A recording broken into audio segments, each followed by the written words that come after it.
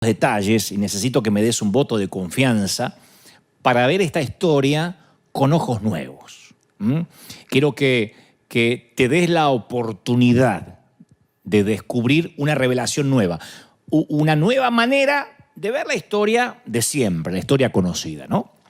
Jonás, capítulo 1, versículo 1, relata que la palabra del Señor vino a Jonás y le dijo: anda, ve a la gran ciudad de Nínive y proclama contra ella que su maldad ha llegado hasta mi presencia. Y la Biblia narra que Jonás se fue, pero en dirección a Tarsis para huir del Señor. Bajó a Jope, donde encontró un barco que zarpaba rumbo a Tarsis, pagó su pasaje, su boleto, y se embarcó con los que iban a esa ciudad huyendo, dice la Escritura así del Señor. Convengamos que Jonás era un profeta, no un sacerdote. Este no es un tema menor. Los sacerdotes servían en el templo, ofrecían sacrificios, dirigían la adoración. Un profeta era diferente. Un profeta era un reformador, un activista, ¿no? Un alborotador.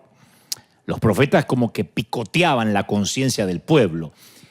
Israel tuvo muchos sacerdotes, pero en general, en líneas generales, solo tenía un profeta a la vez, porque era lo máximo que Israel podía soportar.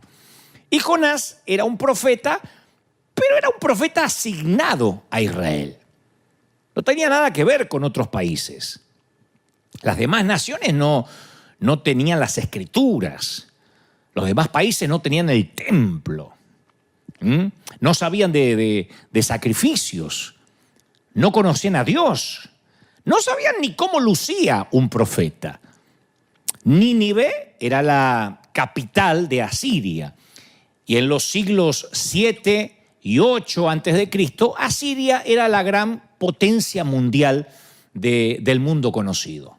Devoraba y escupía países a su antojo. Asiria ejercía el genocidio como política de Estado.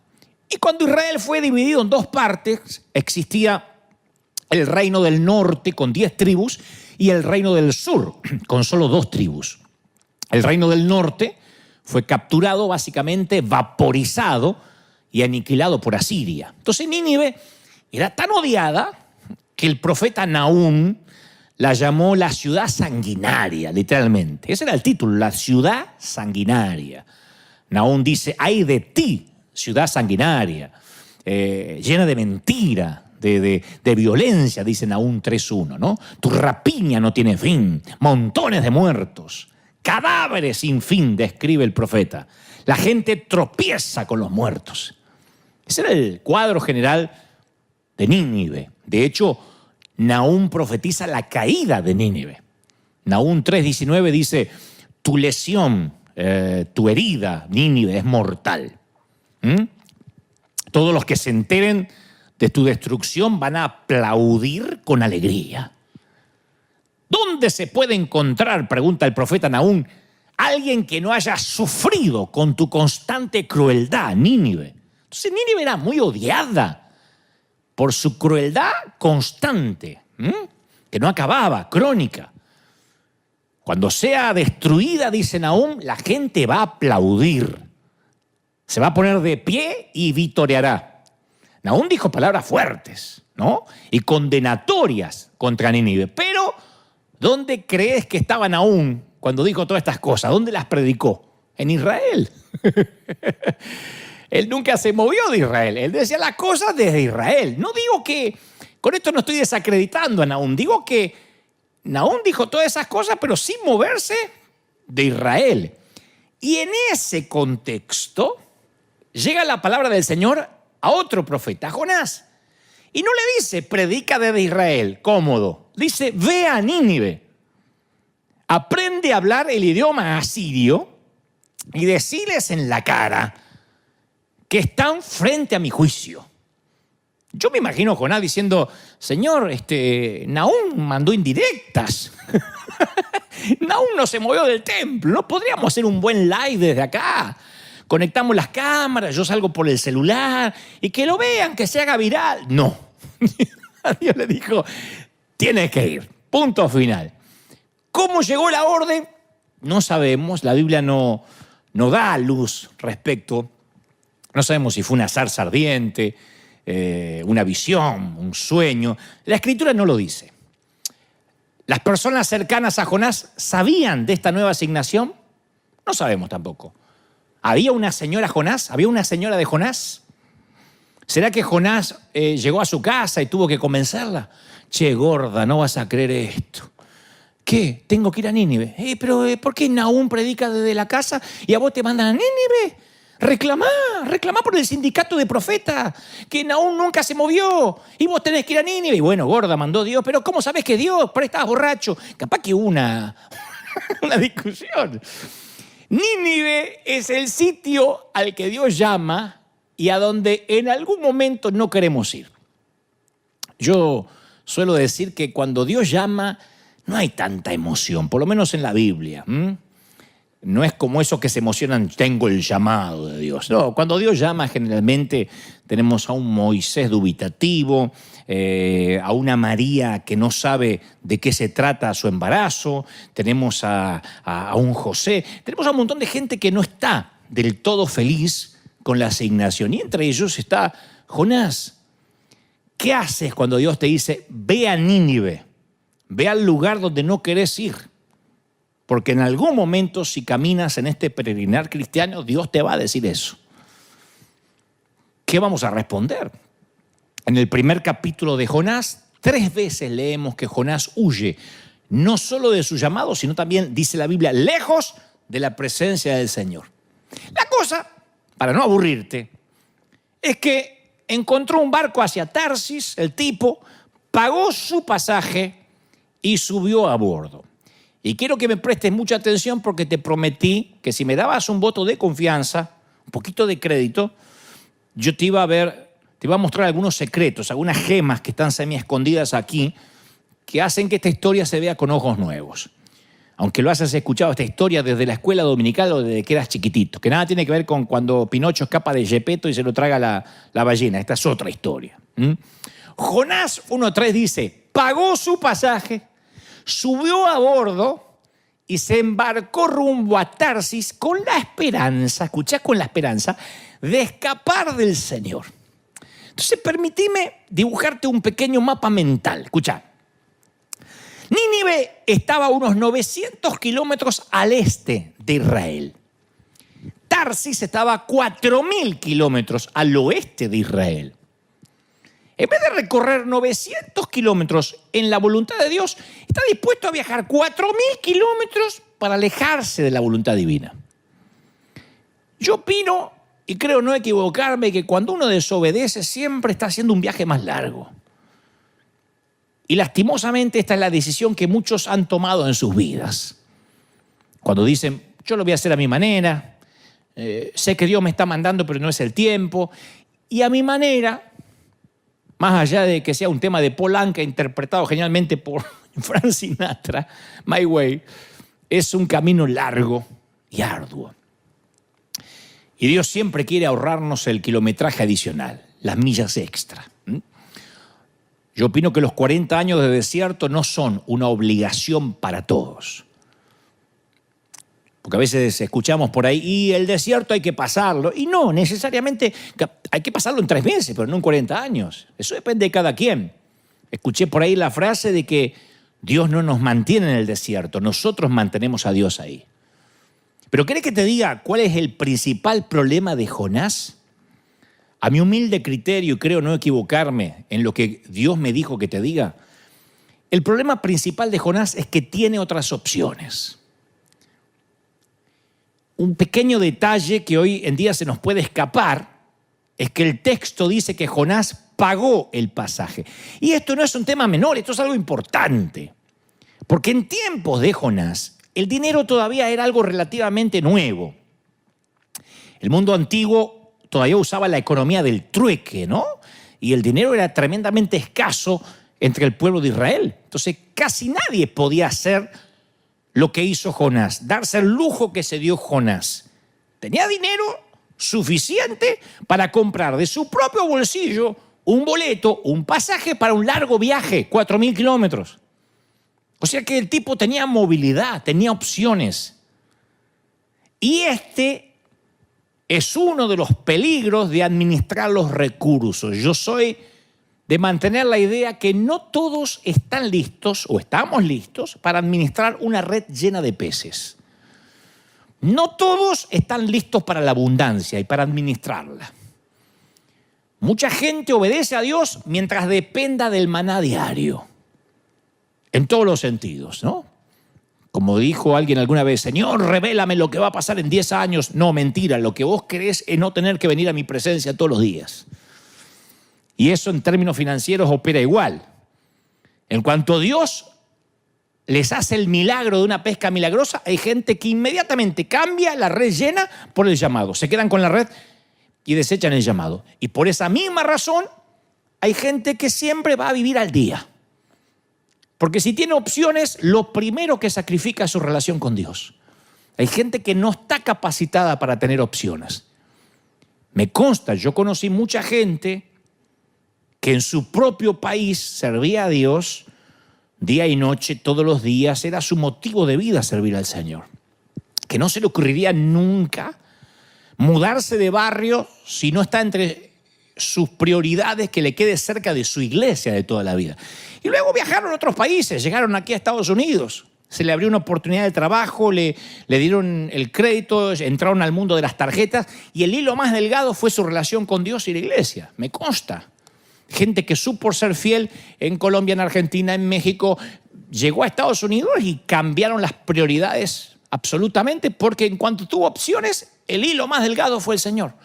Tengo que trabajar domingo, no hay problema, no me congrego.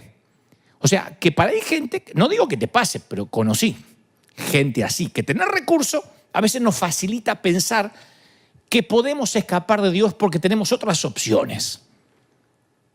O lo que es peor, que no necesitamos orar porque tenemos el dinero. Sin dinero oramos todos. Cuando uno no tiene plata para pagar, no tiene otra que orar. Pero yo creo que es muy difícil que un profeta coexista con el lucro. Porque cuando uno depende de la cuenta bancaria, depende de los contadores y de la planilla de Excel, es muy difícil que doble sus rodillas para decir, Señor, necesito saber si este proyecto nació en tu voluntad. Si total tenés para pagar. Entonces a veces Dios tiene que regular sus milagros, su bendición, porque en cuanto tenemos opciones, inmediatamente nuestra humanidad nos hace independientes de Dios. Tarsis fue pionera en el comercio. El comercio marítimo era, como en ese entonces, la nueva tecnología del momento. Estaban enriqueciendo a algunos. Así que esta frase, una nave a Tarsis, se convirtió en un símbolo de riqueza en el mundo antiguo. De hecho, aparece muchas veces en el Antiguo Testamento. Isaías 2:12 dice, porque el día del Señor de los ejércitos vendrá contra todo el que es soberbio y altivo, contra todo el que se ensalza y contra todas las naves de Tarsis. Ya lo decía el profeta Isaías. Ezequiel 27:25 se usa una imagen similar. Las naves de Tarsis eran las portadoras de tus productos, dice Ezequiel. Con la abundancia de tus riquezas y de tus productos enriquecías a los reyes de la tierra. Las naves de Tarsis. La nave de Tarsis era el símbolo de riqueza, de autonomía, de poder, de codicia. No era que era un tema menor. La nave a Tarsis, pero pudo ser la nave a España. No, las naves de Tarsis era símbolo de riqueza. Jonás huyó para Wall Street, para Silicon Valley. Huyó para donde sabía que podía tener una opción de seguridad. Y hay otra lección más en esto de que Jonás se pagó su propio boleto. Cuando huimos, escuchá, cuando huimos de la voluntad de Dios, siempre corremos con los gastos. Siempre. Cada vez que lo desafiamos a Dios, pagamos el transporte. Si iba a Nínive, Dios habría pagado el pasaje de Jonás. Tarsis, eso corría por cuenta del profeta. Muchos pagan un alto precio por su viaje a Tarsis. Por supuesto que yo también lo he pagado. Cuando Dios me decía que era para allá y yo iba para acá, ese costo lo tuve que pagar yo. Para Nínive, Dios habría pagado el transporte, insisto. Si uno obedece a Dios, Él siempre es un Dios informado que sabe cuánto cuesta una visión y provee lo que exige. Si uno se metió a construir como pastor un templo que Dios no te mandó a construir, y en vez de pensar en alma, uno se mete en un proyecto de 10, 20 años de poner ladrillo y poner una losa y poner el aire acondicionado y te metes en algo que Dios no te mandó, vas a quebrar la iglesia, te vas a meter con los gastos y Dios no va a bendecir ese proyecto que a lo mejor no nació en su corazón. No digo que esté mal, estoy poniendo un ejemplo. Puede ser lo mismo si alguien se mete en un proyecto misionero que Dios no lo mandó y empieza a pasar hambre y los recursos nunca llegan. La pregunta es, si estás corriendo vos con los gastos, ¿no será que no es la dirección? O sea, y no solo son los gastos financieros, hay gente que corre con los gastos emocionales, psicológicos, espirituales, incluso físicos, en meterse en algo que Dios nos los mandó o en estar justamente en la dirección equivocada. ¿Qué hace mi gran temor siempre como líder? Antes de decir enviemos dinero a este país o vamos a meternos en esto, mi pregunta es, ¿Dios quiere? Porque yo no puedo correr con los gastos. Si no está Dios en la ecuación, yo soy pésimo como empresario. Jonás aprendió. Vos te pagás el boleto a Tarsis. Nínive, la casa paga. Nínive, invita a la casa. Tarsis, endeudate hasta la jeta. Y lo que es aún peor, cuando decidas regresar de donde Dios no te mandó, va a haber 4.000 kilómetros entre vos y el punto de partida, ni siquiera donde Dios te mandó, del punto de partida. Ni hablar de llegar a donde Dios te quería al comienzo. En otras palabras, vas a tener que hacer un viaje de regreso mucho más largo. Y yo conocí también gente, y yo también lo he hecho, no me voy a hacer el que orino agua bendita, yo también. Pero conocí también mucha gente torpe como yo, que en algún momento pretendió alejarse 4.000 kilómetros, no hablo de pecado, digo de hacer algo que Dios no nos mandó a hacer, y después queremos que Dios venga y lo arregle con un de repente. Eso es sorprendente en nuestro ámbito, ¿no? Padres que se desconectan toda una vida de sus hijos, que deja que los críe el iPad, que los dejan 7 horas mirando internet o empachate con Netflix y después los traen al altar y piden un milagro. Ore por mi hijo que me anda rebelde, Joel, Jonathan, Nabucodonosor. Pero si se desconectaste, ¿cómo Dios lo va a arreglar en un repente? 4.000 kilómetros va a hacer las cosas mal. Conocí otros que nunca siembran nada, pero quieren la cosecha que no les corresponde. Si tuviste toda una vida para sembrar y no sembraste, ¿cómo vas a llegar a tu vejez ansiando una cosecha que no te pertenece en todos los órdenes de la vida? En afectos, en amor, ni hablar de finanzas. Nunca sembraste honra. Te fuiste de la iglesia dividiendo la iglesia, hablando mal del pastor, saltando por la ventana. Te pones tu propia iglesia y vas a pretender que tus miembros te van a honrar. No entiendo cómo no me crece la iglesia. Ya se midió. Yo conozco iglesias chiquititas así que se les dividieron 40 veces. Y si vas a la raíz, te das cuenta que el pastor nació de una división. Entonces pretende una cosecha de unidad donde no hubo una siembra de unidad. Si sembró división, difícilmente cosecha unidad. Entonces, queremos que de repente Dios venga a arreglar años de hacer las cosas mal. Hacen las cosas de manera ilegal por años y quieren el milagro. Y escuchá este axioma, este proverbio. Para mí es un tótem. Algo que yo lo tengo grabado en las tablas de mi corazón, atados a mi cuello. Jamás, nunca podemos pedir que Dios bendiga una mala construcción. Nunca. Nunca Dios puede bendecir una mala construcción, algo que se pusieron mal los cimientos, algo que las paredes están endebles. No podemos decir, Señor, me da la bendición. Dios no endosa malas construcciones. No viene y arregla en un repente años de hacer las cosas mal. No estoy diciendo que Él no te perdona, porque muchas veces hemos hablado de la gracia divina de Dios. No hablo de perdón de pecados, hablo de hacer las cosas mal por años, de ir en dirección contraria a donde Dios nos manda y después querer que de repente nos teletransporte a donde debimos haber estado. Y otro gran detalle a tener en cuenta, Dios no le impidió que Jonás se subiera al barco en Jope para Tarsis. Por eso es una falacia también decir, bueno, yo emprendo, ¿viste? Si no es de Dios, que me frene, que se traben las cosas. ¿Alguna vez escuchaste a alguien así? Si esto no es de Dios, que se empiecen a trabar las cosas. Como que Dios es el bombero que tiene que estar atento a que no metamos la pata. Mira, si no tengo que viajar, yo ya oré, que suspendan el vuelo, que pase algo, que esté cerrado el aeropuerto. No funciona así. No es esa prueba y error. Mira, yo me voy a meter con ella, ¿viste? Si no es la persona para mi vida, le pedí a Dios que sea ella quien me deje. Yo ya le dije, Señor, que sea ella quien me deje o que la descubra en una infidelidad. Yo escuché estas oraciones. Si esto no es para mí, que me despidan del trabajo. Sí, pero en este trabajo te obligan a mentir. Por eso, sí, yo sé que tengo que mentir, pero yo le dije al Señor, Señor, si no querés esto para mí, que me despidan. No es así. Dios no es un apaga-incendio. Es como el chiste del rabino que decía, mira, yo le tiro las ofrendas de la sinagoga para el cielo, ¿viste? Que se agarre lo que quiera y lo que cae para mí.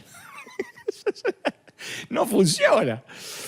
Pero Dios no impide que Jonás se meta en problemas. Como no te lo impidió a vos, ni me lo impidió a mí. Yo te puedo dar cátedra de las cosas que me mandé a hacer sin que Dios me lo pidiera. Muchas sí, otras no. Y Dios no me fulminó con un rayo, ni me quedé paralítico, ni me agarró un ACV. No, Dios me dejó que me alejara. Y el viaje de regreso ni te cuento. Y tuve que correr con los gastos. De todo tipo, emocionales, físicos. Dios no bendice una mala construcción. Pero si Dios dijo que es para allá, nosotros no podemos obedecer por aproximación. Bueno, me dijo que vaya al oeste y voy al noroeste. No. Dios se reunió con Jonás en medio de la nada para redireccionarlo.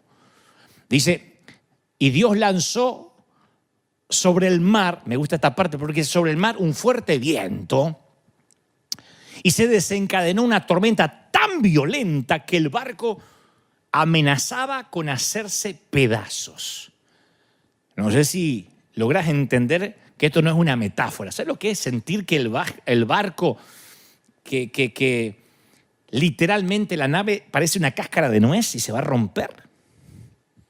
Y yo te pregunto, porque ya nos conocemos desde hace año y tres meses o desde antes incluso, algunos nos conocemos hace 30 años. Y si las circunstancias adversas en tu vida no tienen que ver con el enemigo, sino con malas decisiones que tomaste en algún momento, ¿lo pensaste? Capaz que decisiones que tomaste hace meses o años, décadas. Y eso desencadenó una tormenta sobre tu vida. Porque algunas tormentas duran años y años y años. Yo dirijo mi mensaje a los que están ahora aferrados en estribor al palo y dice, una tregua, por favor, vengo 10, 20 años remando. Y cuanto más fuerte remás, más te alejás de la orilla. Cuanto más luchás por unificar tu finanza, más te endeudás. Cuanto más te esforzás por restaurar la familia, peor. Y te digo algo entre nosotros. Escuchá, que quede acá. No creo que el diablo sea tu problema en este caso. Este mensaje va para los que están luchando contra el viento del Espíritu de Dios. Ojo, porque sea una tormenta no necesariamente proviene de Satanás. Porque aquí te estoy dando un ejemplo de un viento que Dios desató. Y si estás luchando contra los vientos del Espíritu, viste que lo más fácil es decirte, vamos, reprendan el nombre del Señor, ato la tormenta, Padre, ato la tormenta en el nombre del Señor. Y si no te la mandó el diablo y la mandó Dios, ¿cómo la vas a atar? Y dice las Escrituras que temiendo por sus vidas, los desesperados marineros, que eran todos inconversos, ateos, pedían ayuda a sus dioses. No te pierdas esto que está maravilloso. Pedían ayuda a sus dioses, con minúscula, ¿no? Y lanzaban la carga por la borda para aligerar el barco. Los marineros estaban arrojando todas sus esperanzas al mar, cada uno rogándole a su propio Dios. Uno era musulmán, el otro era, qué sé yo, puede haber sido judío, judío ateo. Había de todos los tipos, ¿no? Bueno, el único hebreo ahí era Jonás, pero se me ocurre, porque no quiero mencionar ninguna religión en particular, como que las estoy teniendo como necesariamente una secta, no necesariamente. Pero en su mundo, cada grupo étnico o tribal tenía su propia deidad. Y esta tripulación es un grupo muy diverso, muy ecléctico, muy multicultural, en el que se despliega un pluralismo religioso fascinante, porque cada uno empezó con su Dios. Cada uno, dice la Biblia, le oraba a su Dios. Claro, cuando el mar está tranquilo, cualquier Dios común y chiquito alcanza. Un crucifijo colgado en el limpiaparabrisas o en el espejito, algo en la billetera, alcanza. Una estampita alcanza. Cuando la tormenta golpea, todo el mundo desea que alguno de esos pequeños dioses resulte ser real, sirva para algo. Yo he tenido que aprender con dolor que cuando tienes en tu equipo, escuchá, cuando en tu equipo tienes a un polizonte, te mete todo el barco en problemas. Y vaya que yo tuve un par de polizontes en el barco varias veces. Y yo decía, ¿por qué no prosperamos? ¿Por qué no podemos comprar la arena? ¿Por qué no podemos enviar gente? Y de repente empecé a buscar y me daba cuenta que en el medio del campamento tenía un polizonte. Esto no significa que en la iglesia haya gente perfecta. Esto es un hospital para gente rota, ¿no? Pero yo tuve que decirle a mi liderazgo, hablo del liderazgo, no queremos polizontes en River. Todos tenemos que remar hacia la misma dirección o alguien tiene que ser echado a los tiburones. Pero cuando tenés un polizonte a bordo, por más buenas intenciones que tengas, se te va a hundir el barco. Y alguien necesita oír esto, algún ministro necesita hacer una limpieza en el liderazgo fuerte. No, es que te hace tantos años, es que por ahí después la gente se va a doler, pero se te empieza a hundir el barco, macho.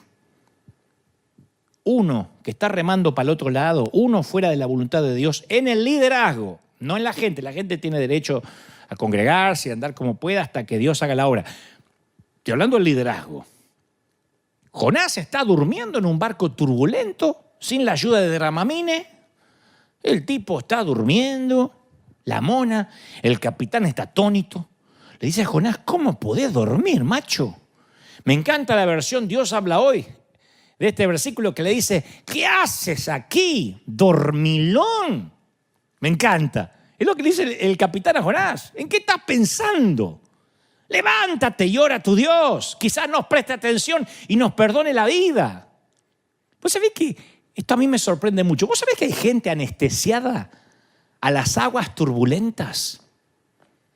Anestesiada. Hay una tormenta alrededor y los tipos están como viviendo en vez de la Vía Láctea en Andrómeda, ¿viste? Se ve que la mamá no tomó suficiente ácido fólico en el embarazo, no le irriga agua al tanque y están, ¿viste? Ya como que no se dan cuenta que hay que tomar el toro por las astas. A esta actitud es lo que en política se denomina bailar sobre la cubierta del Titanic, ¿no? Bailar sobre la cubierta del Titanic se usa por lo general cuando un gobierno hace caso omiso a las advertencias de riesgo, al Fondo Monetario Internacional, o asume una actitud de indiferencia, una deuda externa gigante, refinancia mal una deuda, baila al compás de la orquesta mientras se desencadena la tragedia en la nación. Bueno, el barco de Jonás se parece mucho al Titanic, exceptuando el romance de Jack y Rose y la banda sonora de Celine Dion. Pero es igual. Y esto es la ironía. El capitán, escuchá, pagano y gentil del barco está pidiéndole al hombre de Dios que ore. El mundo pidiendo la manifestación de los hijos de Dios. El pagano hace lo que hacen los profetas. Actúa y hace un llamado a la oración. El pagano hace un llamado a la oración. Che, cada uno busque a su Dios. No entenderé mucho de esto, ni sé cuántos dioses hay, pero por las dudas, oren todo, alguno va a responder. Y el profeta hace lo que hacen los paganos, dormir cuando es el momento de orar y actuar. A mí me hace acordar mucho a lo que sucedió en algunos sitios durante la pandemia. Pero no voy a explicar más. Si alguno entendió, y si no, pide que alguien le explique en casa. Los marineros echan suerte para identificar el problema. Y la suerte indica que el problema es Jonás. Se compró todos los números, Jonás. Se sortea quién va a tirar a los tiburones y Jonás se sacó todos los números. Los marineros le preguntan, ¿cuál es tu historia? Y Jonás responde, soy hebreo y temo al Señor, Dios del cielo, quien hizo el mar y la tierra. Y esto los aterroriza a los marineros. Literalmente el texto dice, y las personas sintieron gran temor y le dijeron, ¿y qué es esto que nos has hecho? Porque ellos sabían que él huía de la presencia del Señor, porque él se los contó. Él se los había declarado. Entonces los marineros inconversos hasta este momento ven lo que puede hacer el poder de un Dios verdadero. Están llegando a conocer al Dios de Jonás en este barco de Tarsis en medio de una tormenta. Y uno de los motivos por el cual creen en Dios es porque ven lo que Dios puede hacer con un cabeza hueca como Jonás. Y esta será una conversión masiva de ateos en medio de alta mar. Y es el fracaso de Jonás lo que Dios usa para acercar a estas personas a la fe. ¡Increíble! Esta gente no se hubiese convertido nunca si no fuera por el cabeza hueca este que está en el barco. A veces la iglesia huye de Nínive y Dios abre una puerta en un barco a Tarsis en medio de una pandemia. A veces la iglesia se esconde y Dios abre una puerta rumbo a Tarsis. Acá hay un santo desobediente en un barco lleno de pecadores que ahora están temerosos de Dios. Y los marineros le preguntan a Jonás, ¿qué tenemos que hacer con vos? ¿Qué tenemos que hacer contigo para detener esta tempestad? Y el tipo, que está en su juicio cabal, será un dormilón desobediente, pero sabe lo que hay que hacer. Dice, échenme al mar y volverá la calma. Jonás dice, lo mejor acá es el suicidio. O mejor dicho, que me maten estos, ¿no? La eutanasia. Jonás dice, termino acá. Ni siquiera voy a ir a Nínive, obviamente, porque no quiero ir, pero por lo menos termino mi vida como un mártir. Yo sé que soy el único culpable de esta terrible tormenta. Y sorprendentemente los marineros no lo hacen, por lo menos en primera instancia. La Biblia dice que los marineros remaron con más fuerza para llevar el barco a tierra, pero la tempestad era tan violenta que no lo lograban. Escucha, a mí esto me partió la cabeza, me voló la tapa del cerebro. La vida de estos tipos estaban en peligros, pero no quieren sacrificar la vida de este hebreo desconocido. Es asombroso porque estas son las escrituras hebreas. Estos marineros en el barco hacia Tarsis tienen más compasión, más humanidad verdadera con el profeta hebreo que la que tiene el profeta hebreo con la gente de Nínive.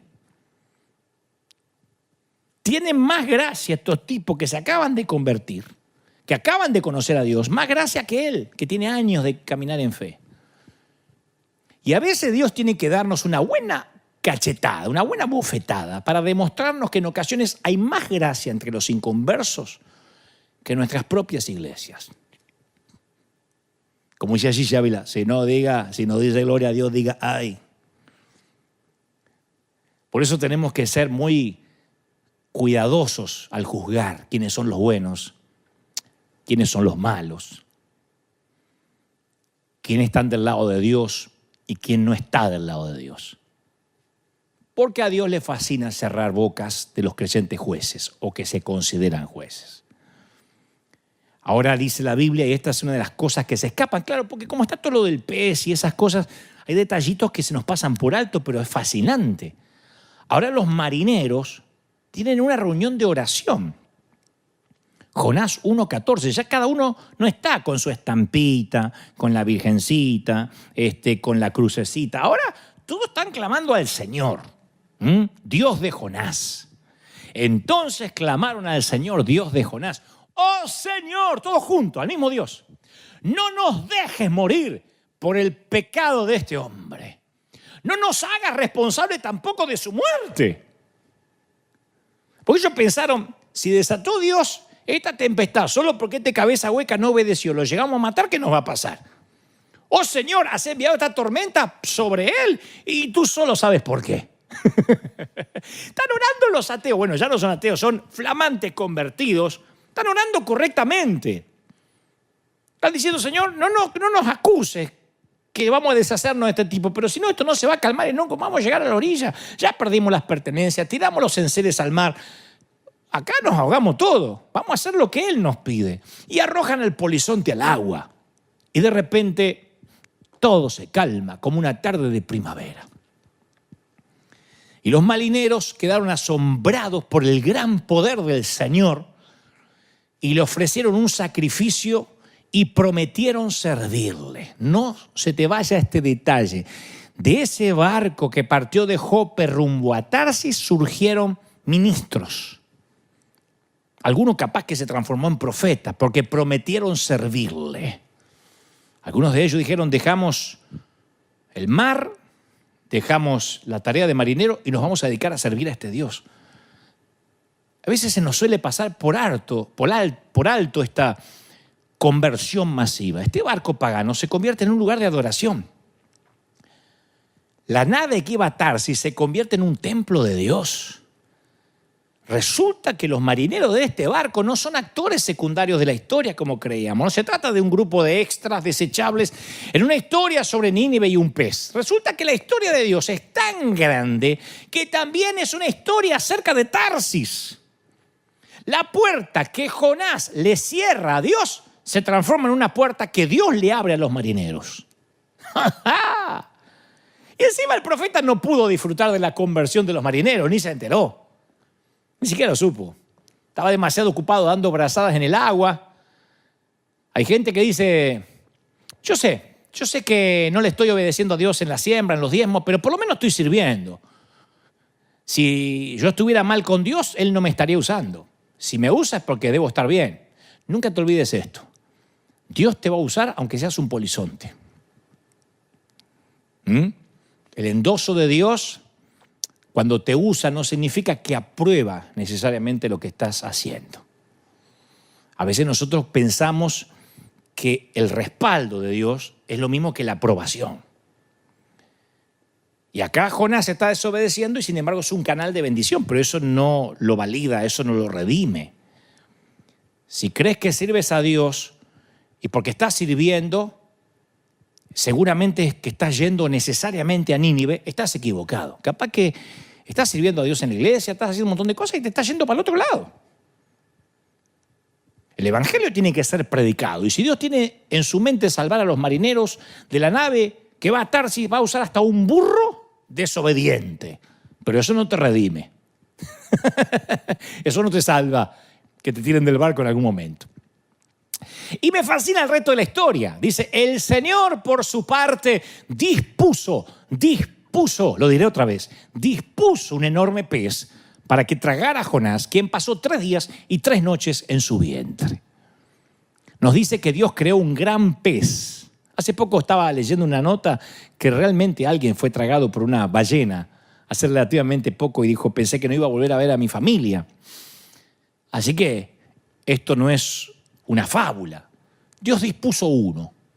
No hizo un pez especial solo para Jonás. Lo importante es que el animal hizo lo que el profeta no hizo.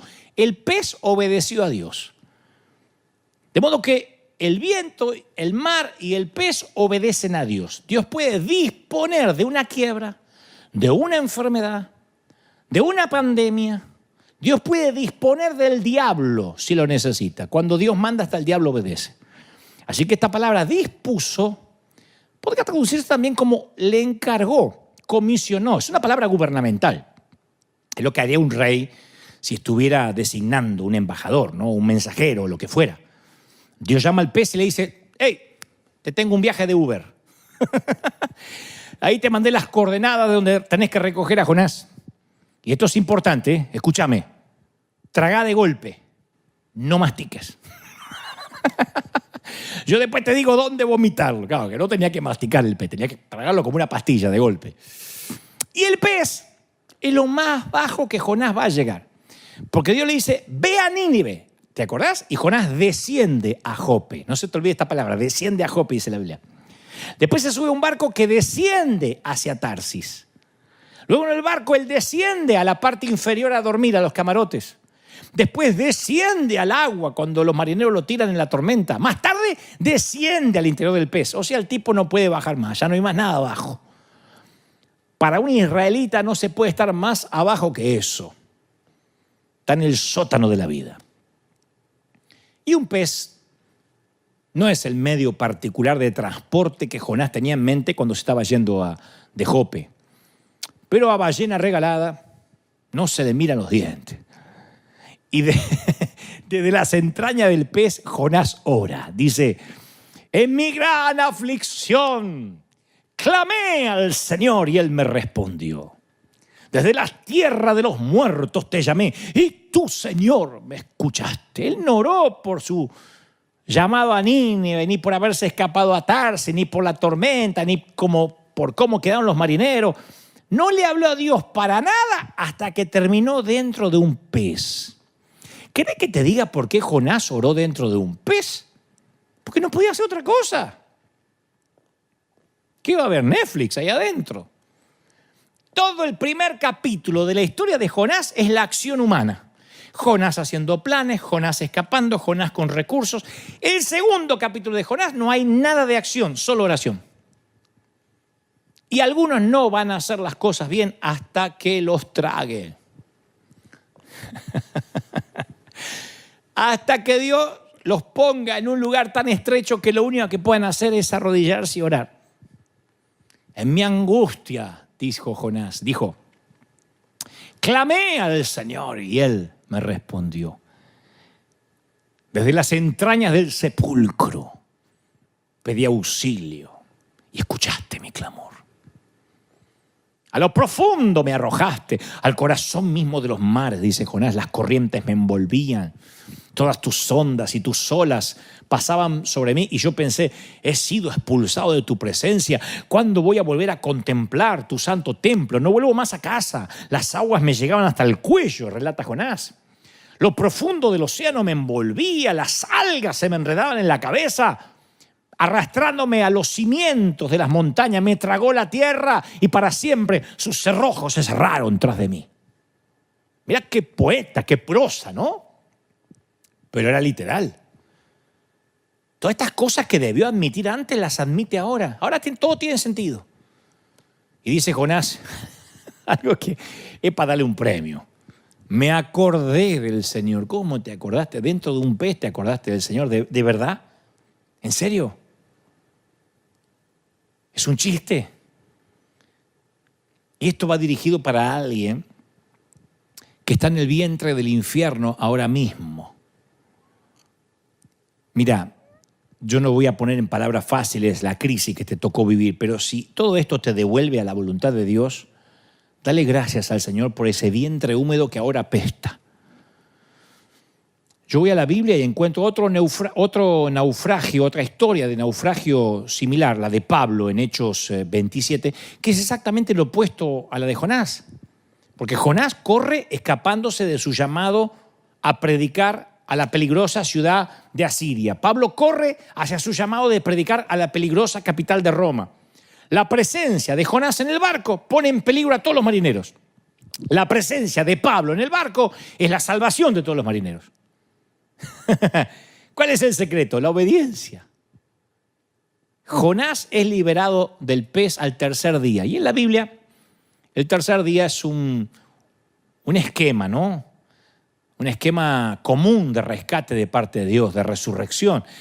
De modo que si uno no conoce la historia, esperaría que Jonás viva un evento espectacular de rescate, una visitación del ángel Gabriel, la vuelta a casa en un carro de fuego, la teletransportación instantánea. Pero no es lo que sucede. Jonás 2:10 dice, entonces el Señor dio una orden y el pez vomitó a Jonás en tierra firme. Le agarraron las arcadas al pez, ¡plac!, y lo lanza.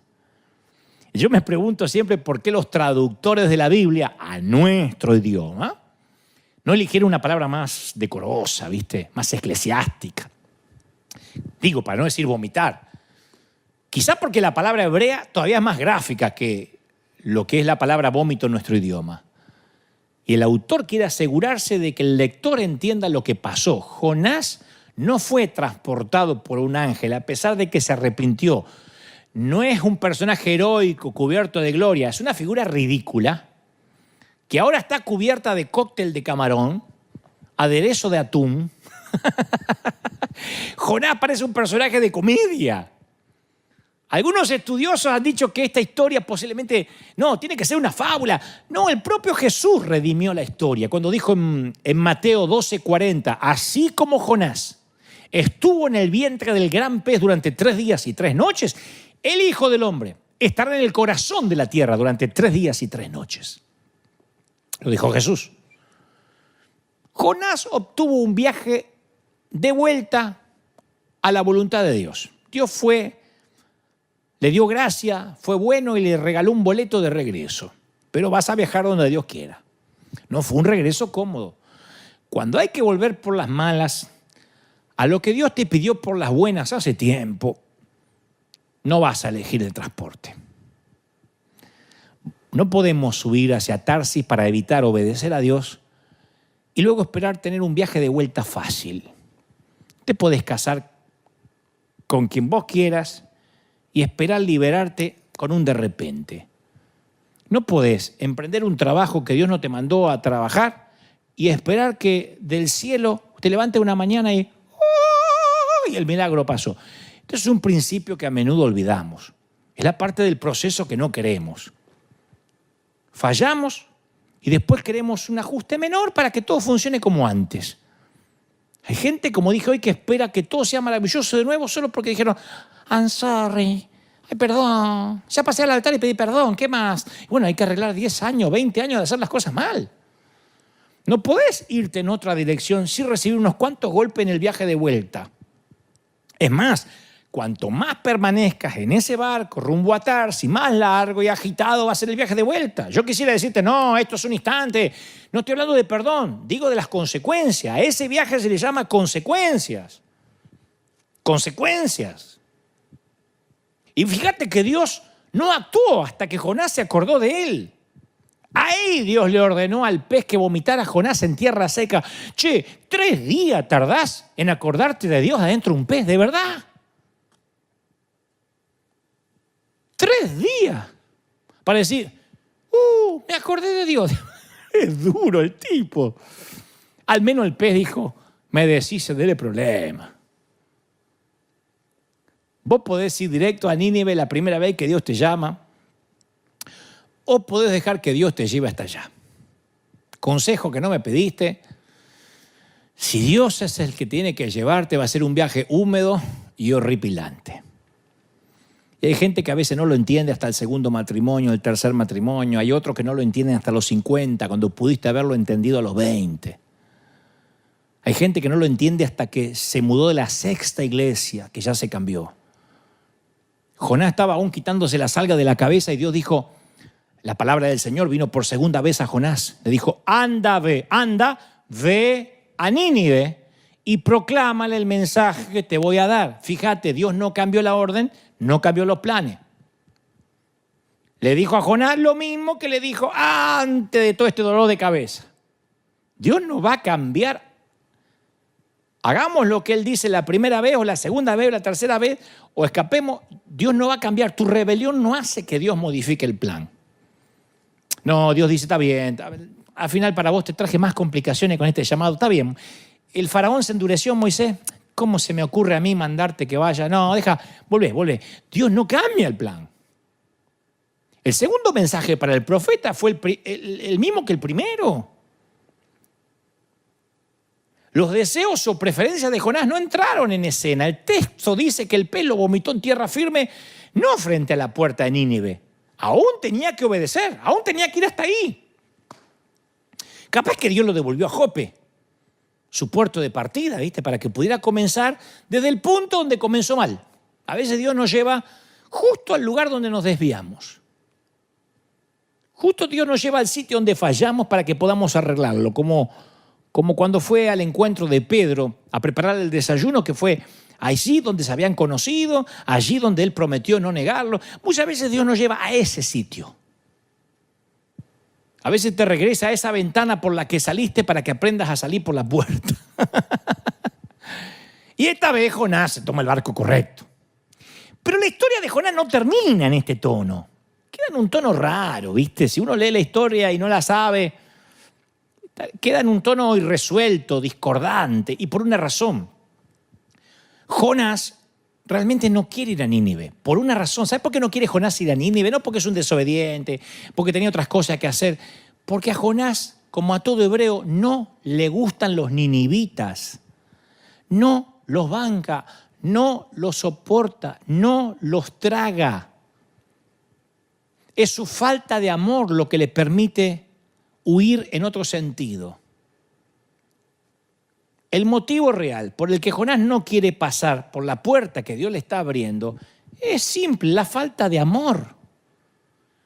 Entonces se va a Nínive cuando no hay duda, cuando no le queda otra opción, que sabe que si no va a Nínive se va a convertir en un bar de sushi vivo. Si no obedece, el P me va a volver a buscar. Y el tipo, cuando va, esto es lo que a mí me sorprende de la historia, el tipo predica un mensaje, pero quizá el mensaje más lamentable de toda la Biblia. De todos los profetas es el mensaje menos homilético, menos carismático. El tipo te das cuenta que va por obligación, después de haber pasado por el pez. Jonás 3:4 dice cuál fue el mensaje de Jonás. Dentro de 40 días, Nínive será destruido. Amén. Terminó el live. Es el peor sermón de todo el tiempo. No hace mención de Dios. No hace mención del arrepentimiento. No habla de la misericordia. Le viene a notificar como fiscal que se van a convertir en carbón, en azufre. Ningún ejemplo, ninguna aplicación. No fue a conocer a nadie. No dijo acá hay muchos niños. Mirá cuántas mamás. Le importa 3 cuernos. No le pone ningún esfuerzo. Lo hace por hacer. Ya pasó por el pez, pero todavía no puede amar a esa gente. A mí me hace acordar lo que escriben. Dante, ¿cuándo vas a hablar de la venida de Cristo y que todos se van a ir al infierno? Pero no hay amor ni compasión, ganas de disfrutar que todos se vayan al infierno. Y entonces sucede lo más extraño de todo. Por eso la historia se pone buena. Casi con tonos de comedia.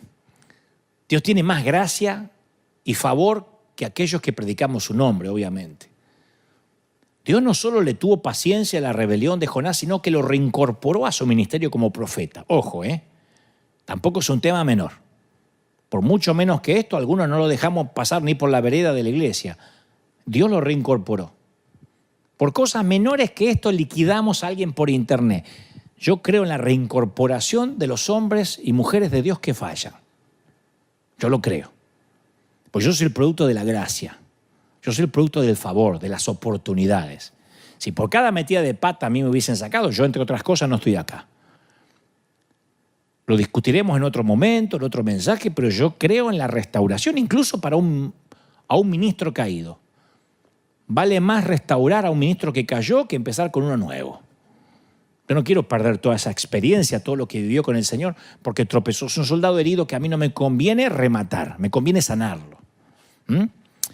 Dios puso, además de restaurarlo en su ministerio, Dios puso en manos de Jonás uno de los avivamientos más grandes de la historia humana.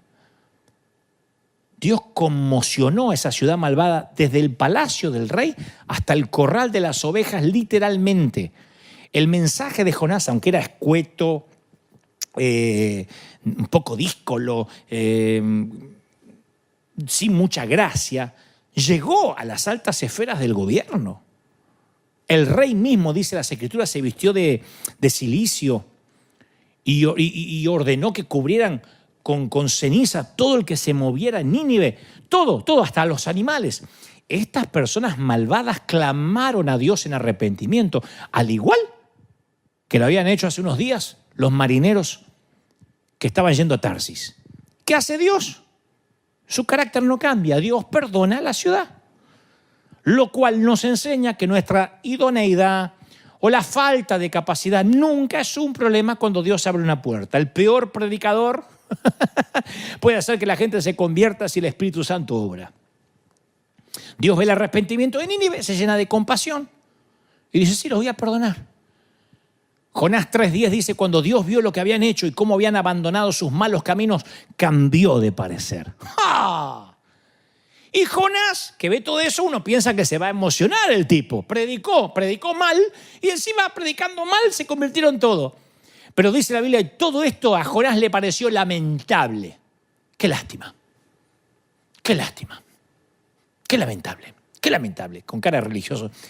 ¿Viste los que te dicen, qué lamentable, qué lástima? También aparecen muchos ahí en internet. Qué lástima.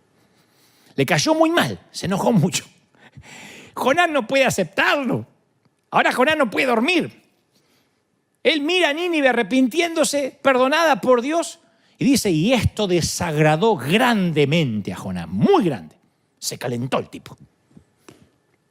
Lo que es buenísimo para Dios, la gracia para Nínive, es muy malo para Jonás, porque no deja de ser un religioso sin recuperar. Jonás 4:2 dice, entonces Jonás le reclamó al Señor. El tipo viene de un pez y le reclamó al Señor. ¿Viste que te dan ganas a esta altura de aplastarlo al tipo? Pero no quiero que te enojes con Jonás, quiero que veas la paciencia del Señor con gente como Jonás, porque somos muy parecidos a Jonás. Le dice, Señor, ¿no te dije antes de salir de casa que ibas a hacer esto precisamente? Te lo dije. ¿O no te lo dije? Escúchalo. Ahí está. ¿No te dije antes de salir de casa? Por esto no quería, Por eso me fui a Tarsis. Porque sabía que eras un Dios misericordioso, compasivo, lento para la ira, lleno de amor. Todo lo que sabía de Dios y no lo predicó. Hubiese dicho estas cosas en Nínive. Vengo a hablarle de un Dios lento para la ira, misericordioso. No, se van a morir todos, le dijeron. Van al infierno. Los voy a ver arder. Y ahora dice, yo sabía por eso, porque está dispuesto a perdonar y no destruir a la gente. Quítame la vida ahora, prefiero estar muerto y no vivo, dice el tipo.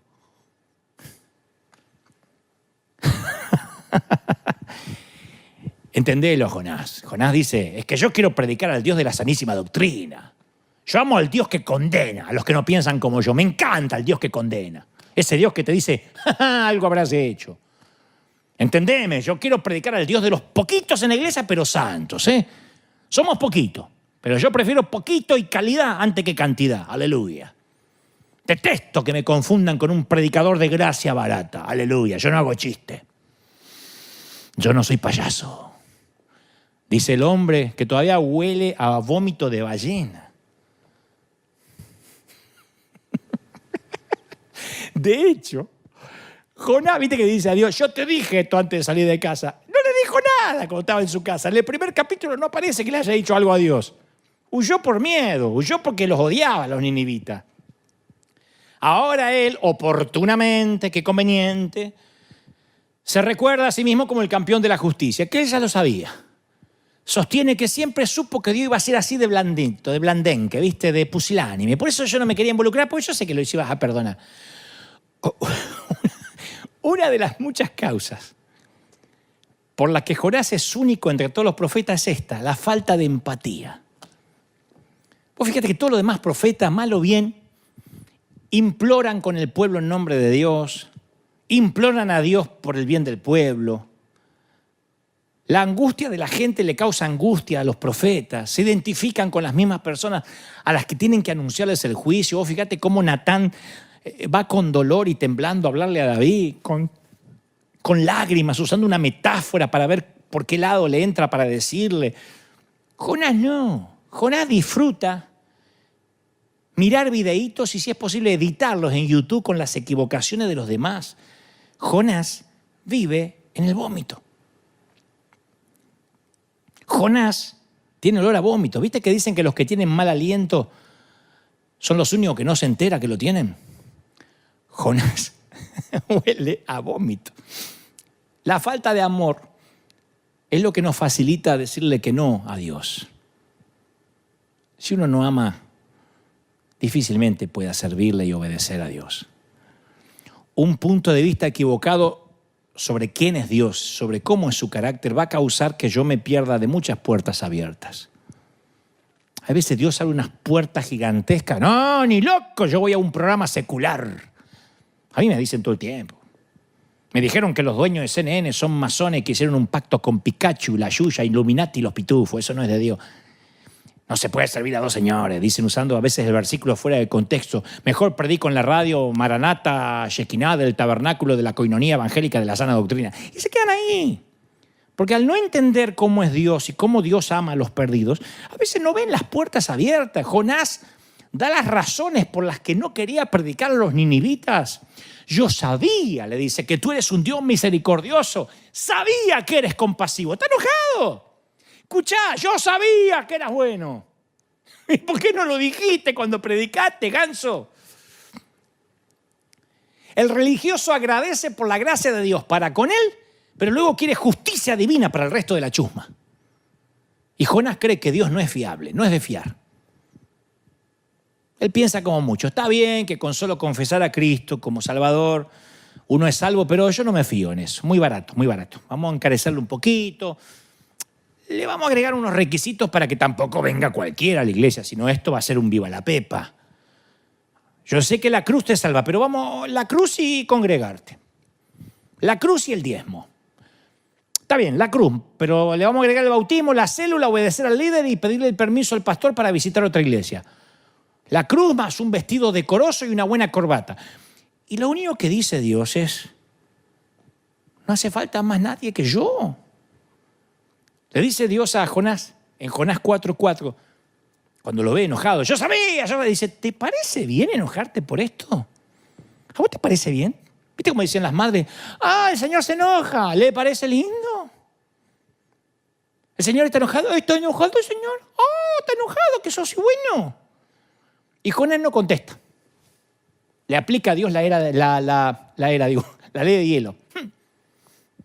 Dios le dice, ¿está bien enojarte por esto? Le hace jetita a Dios. Jonás vuelve a huir a Oriente, al oriente de la ciudad, y se queda con esperanza de grabar con el celular que la ciudad sea quemada. Se sienta en un lugar donde ve la ciudad y dice, no, tarde o temprano esto van a meter la pata y Dios lo va a fulminar. Además quedaba mal él, porque él dijo, Dios los va a fulminar. Y ahora Dios se arrepintió y él quedaba como falso profeta, ¿entendés? Él sí o sí, si Dios no lo fulminaba, ponía la bomba a él. Entonces Dios, que sigue, ese día estaba de humor, Dios. ¿Viste cuando vos tenés un empleado que es vago, pero te cae simpático? Y decís, está bien, pero... Y entonces te tomás con humor. El Señor proveyó una planta frondosa que creciera ahí donde Jonás se sentó, que extendió sus hojas sobre la cabeza de Jonás y lo protegió del sol. Le trajo alivio. Jonás estaba muy agradecido por la planta. Pero Dios también proveyó un gusano, porque a Dios le obedecen las ballenas y los gusanos. Cuando Dios tiene un plan, las ballenas y hasta los gusanos obedecen. Hay gusanos más obedientes que algunos de nosotros. Le dice al gusano, tengo otro viajecito de Uber para vos. La ballena no, está bien, anda a descansar, para vos. Andá y matame el árbol. Al día siguiente el gusano se come el tallito de la planta, de modo que la planta se le marchita. Cuando el sol se intensifica, Dios provee un viento. Fíjate Dios como, yo me imagino a Dios así moviendo, trayendo viento, poniendo efectos especiales. Trae un viento del oriente abrasador para que soplara sobre Jonás. ¿Viste esos vientos calientes? Esos vientos que vienen con polvo y te dejan la cara escupiendo arena, la boca escupiendo arena. El sol le pega sobre la cabeza al tipo que se deseaba morirse. Y como este ya venía de mal carácter, dice, es mejor morirme que vivir así. Y Dios le dice a Jonás, Jonás, Jonas, ¿te parece bien enojarte por la plantita que se te murió? Y Jonás dice, sí, estoy enojado. Pues tenía la plantita y ya se me secó. En este drama, Dios es el actor. Envía una planta, envía un gusano, envía el viento, Jonás es el público. Y Dios envía una sombra. Ahora, primero le mandó una sombra. Y esto tiene mucho significado para el lector israelita. Porque el Salmo 17:8 dice, escóndeme en la sombra de tus alas, de los impíos, de mis enemigos que me rodean. La sombra significa estar escondido bajo la protección de Dios. Cuando hablas de la sombra en Israel, la sombra de Dios es la protección.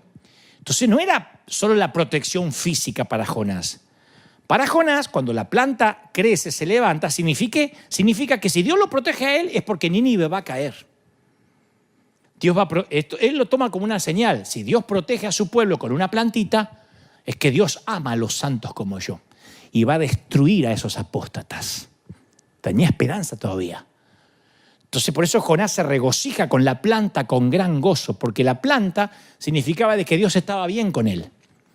Entonces empieza a alegrar por la destrucción del pueblo que odia. Nínive va a caer en sexta.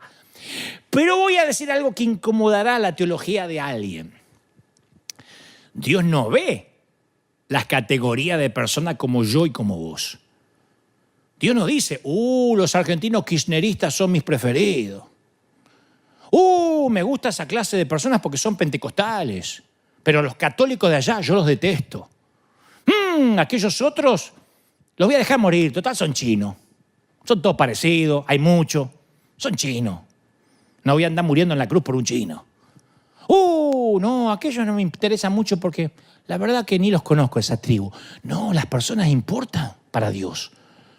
Las personas deprimidas, las personas cultas, las ignorantes, las personas divorciadas, las personas que tienen ideas políticas distintas a vos, los pastores, los curas, los rabinos, las personas conservadoras, las liberales, los musulmanes, los ateos le importan a Dios, los de la nueva era, todos colores, los asiáticos, los hispanos, los caucásicos, los afroamericanos, los homosexuales, los heterosexuales, los viejos.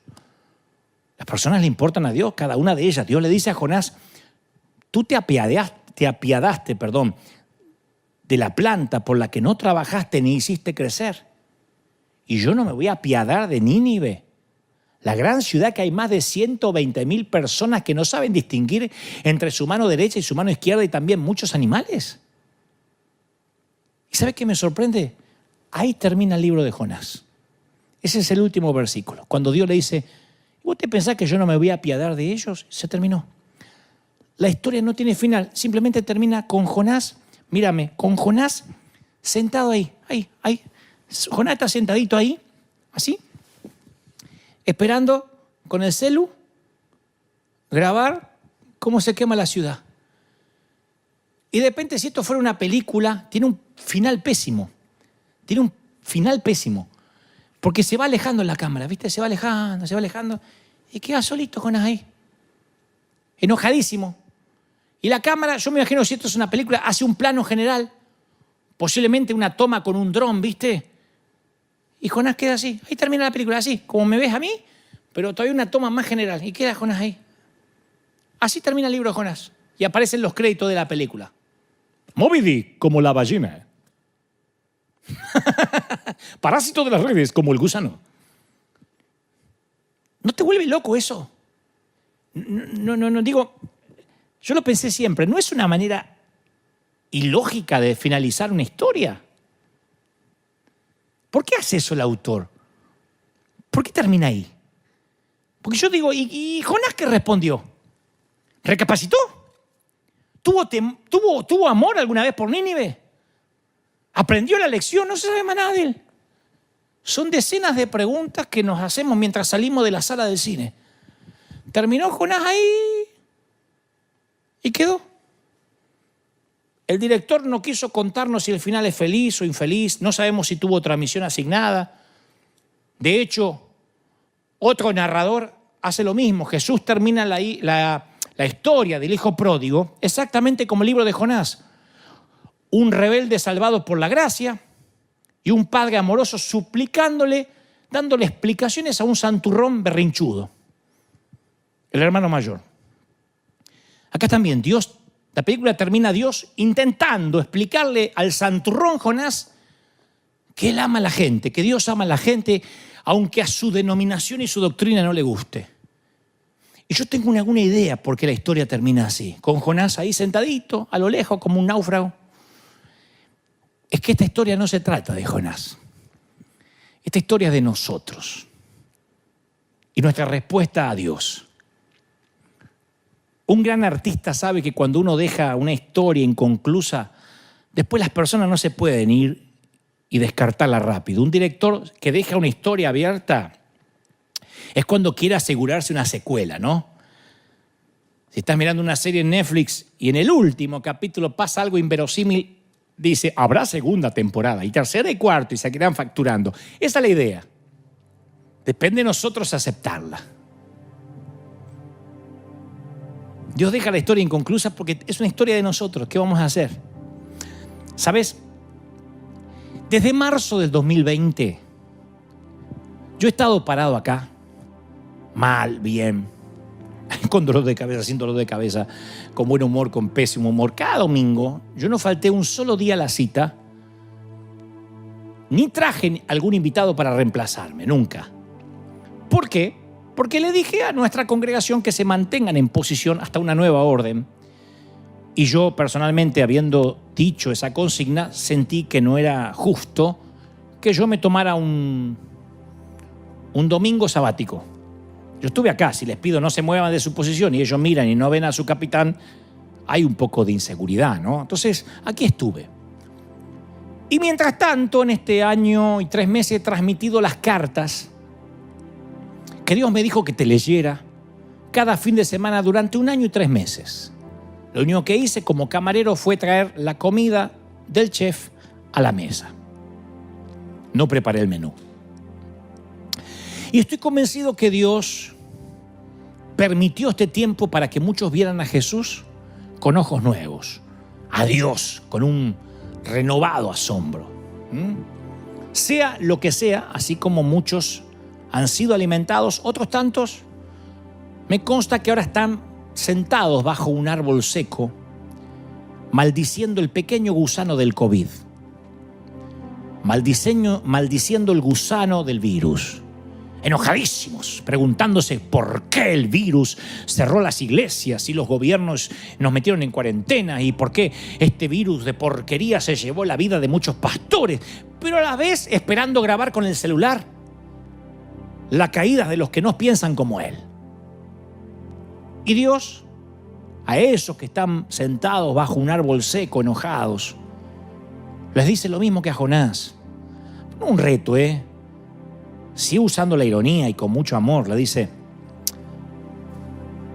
vos te apiadaste, te llenaste de piedad, te apiadaste por una iglesia que se cerró, por la cual ni trabajaste ni hiciste crecer porque la iglesia no es tuya.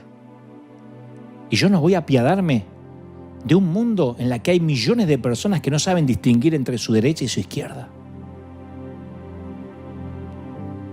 Pero ahí está Jonás, oliendo a vómito de ballena, haciendo un berrinche, juzgando a la gente rota, enojado por la escandalosa gracia de Dios. Y mientras tanto, Dios sonríe. Lo mira a Jonás como un padre mira a un hijo rebeldón y dice: ay, Jonás, ¿qué voy a hacer contigo? Y mientras tanto provoca un avivamiento real, una gran cosecha, aún en tiempos de pandemia. Así que la próxima vez que escuchemos que hay fiesta en Nínive, que hay celebración, tengamos la dignidad, la cortesía de quitarnos los jugos gástricos del pez de encima, liberarnos las algas que aún están enredadas en nuestro cabello y compartamos la celebración, porque de alguna manera fuimos parte de ese avivamiento. Quiero orar por ti, quiero orar por todos los que están del otro lado y me han acompañado, nos han acompañado durante este año y 3 meses, qué largo se hizo, pero qué bendecido también, ¿no? Y a todos aquellos amigos que nos están mirando, sean ateos, musulmanes, testigos de Jehová, católicos, practicantes o sentimentales, yo te invito a recibir a Cristo en tu corazón. Y después te vas a tener que aguantar si Él te manda a Nínive, si Él te manda a una misión que capaz que no es lo que soñabas. Pero yo no me puedo ir sin invitarte a aceptar a Cristo en tu corazón. ¿Qué hay que hacer? Orar sencillamente, ¿viste? Y entre la oración decir que necesitas que el Señor perdone tus pecados. Decirlo con la boca: Señor, perdona mis pecados. Así como se arrepintieron los ninivitas Perdónanos, Señor. No hace falta que te cubras de ceniza, ni que te rasgue los vestidos. Solamente, Señor, perdóname. Y el mismo Dios que tuvo compasión de una ciudad sanguinaria que Nahum y Jonás querían liquidar, es el Dios que te dice, ¿cómo no te voy a perdonar? Si todo este lío lo hice por ti. Tuve que meter dentro de una ballena a la iglesia mundial. Los tuve que meter más de un año entre los jugos gástricos y los vómitos para que entendieran que yo me compadezco. Que mi iglesia no está en las paredes, ni en las denominaciones, ni en las doctrinas, que mi iglesia está en las calles. Que nunca quise predicar en las sinagogas, sino en las calles, rumbo a, camino a, yendo de, hacia. ¿Cómo te ama el Señor? ¿Cómo no te va a perdonar? Y sé que hay gente que dice, yo hice un desastre con mi vida, con mi familia, con mis hijos, pero el Señor me dice que te diga, yo te amo y te tengo esculpido en mis manos. ¿Cómo no te voy a amar si te estuve sosteniendo durante toda esta pandemia? Y no termina la pandemia, en muchos países continúa, claro, pero el Señor sigue siendo fiel. Él no se ha movido nunca del trono. Él no se movió de allí durante la Segunda Guerra Mundial. Él no se movió allí durante la Primera Guerra ni durante los genocidios. Él no se movió allí en la guerra de Irak ni en el conflicto de Medio Oriente. Él no tembló ante Saddam Hussein ni ante Osama Bin Laden. Él no tembló por el ataque a las torres del 9/11. Él no tembló por la caída de Wall Street, ni por los terremotos, ni las inundaciones, ni por los dictadores que se han levantado en América Latina. Él no temió por el comunismo en Cuba. Él no temió por la China roja, ni la Rusia comunista. Nunca se ha movido de su trono. Así que no lo moverá del trono un virus. Él sigue siendo el rey. Y sigue dando órdenes a las ballenas, a los gusanos, a las plantas, a los vientos, a las tormentas, a las lluvias. Pero si Dios te dijo que era Nínive, es Nínive. Y si vas para el otro lado, te pagás el boleto y el viaje de regreso va a ser con olor a vómito. Y sabes, hay muchas cosas que todavía me faltan aprender. ¿Cómo no? Pero entre las pocas cosas que aprendí, como la autenticidad, como regalarme el no, como quitarme de encima el peso de agradarle a todo el mundo, entre las muchas cosas que aprendí en estas últimas temporadas, una de ellas es, yo prefiero obedecer por las buenas. Me guste o no me guste. Si me preguntan, ¿y estás emocionado que vas a abrir la iglesia? La misma emoción que cuando Dios me dijo que la cierre. No tengo opción. Dios no me llama a una mesa de junta para debatir qué tengo que hacer. Aquí saben los testigos y mi equipo más cercano que mucho antes que el gobernador de California dijera, se acabaron las restricciones, me acerqué y les dije, bueno, no mucho antes, pero por lo menos un mes antes, dije, el Señor me dijo esta mañana que hay que abrir pronto. Y me decían, pero la pandemia sigue, pero hay un rebrote, pero esto no se va a abrir hasta el 2022. El Señor me dijo, y yo he obedecido. No soy un profeta, No me la doy de profeta, ni que tengo un oráculo especial, ni el celular directo de Dios. Pero estos años de peregrinar cristiano me han enseñado a que tengo que obedecer por las buenas. No me gusta el olor a vómito. ¿Viste que cuando hay vómito en un auto, cuando un bebé vomita, cuando se vomita algo, perdón que sea tan escatológico, pero cuando está el olor a vómito después tardás meses y el olor no se va? Y entras y decís, ¡ay, pero qué hay que echar para que se vaya este olor pútrido! Y el olor a vómito es complejo. Los jugos gástricos tardan en salir. Hay un ácido que se pega en las cosas. Y yo he olido a vómito durante mucho tiempo. Ya está. Ahora prefiero oler bien. Ahora prefiero oler a perfume y que la gente diga, estoy seguro de que está obedeciendo a Dios. Te caiga o no te caiga simpático. Me gusta estar rumbo a donde Dios me manda. Y oro para que eso pase contigo. A los que recibieron a Cristo, a los que me han acompañado, oro por todos, por enfermos, oro por los que están del otro lado, que Dios te bendiga, que Dios te levante.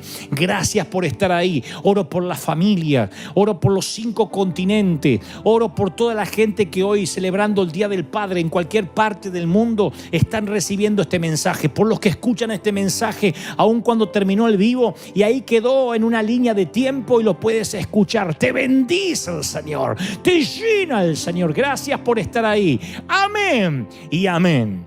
Mi querido, que Dios te bendiga. Te veo aquí en 7 días. Ahora sí, volvemos todos, Dios mediante. Dios mediante, aquí vamos a estar la semana que viene. 3 servicios, 9 de la mañana, 9 de la mañana, 12:30, 4 de la tarde, 1:30 California, en la transmisión al mundo. Pero estos son los horarios, 9, 12:30 y 4 de la tarde. Señor.